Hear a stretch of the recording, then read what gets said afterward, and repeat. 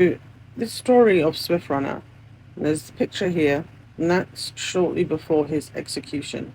Why was he executed, one might ask? Good question. So, this is one of the most infamous real life Wendigo cases that has been spoken about. I didn't know about it, but then again, that's why I was doing my research.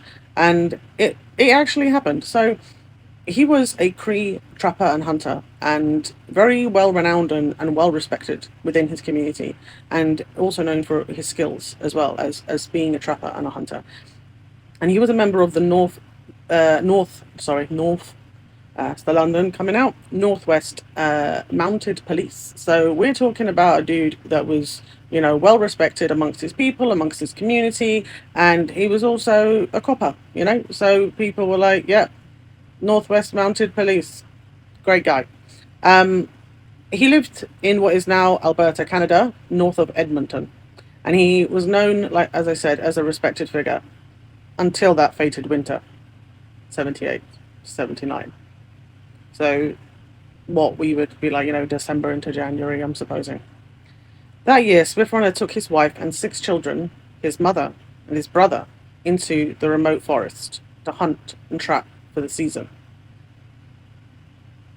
This was very customary for the Cree families during the harsh Canadian winters, so there was nothing suspicious about this. This was something that the Cree people did, and he was taking his people there to hopefully, obviously, have some food and live out the harsh winters that they had to face.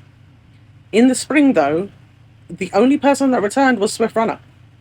No one else came back. Nobody.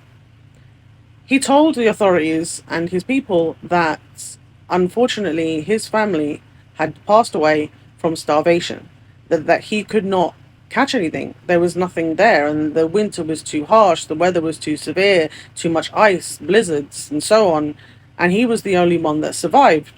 But both his people, community, and the police were like, but you don't look like you're starving.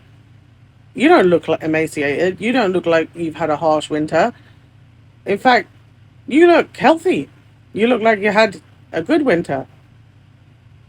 Which obviously raised eyebrows. Both.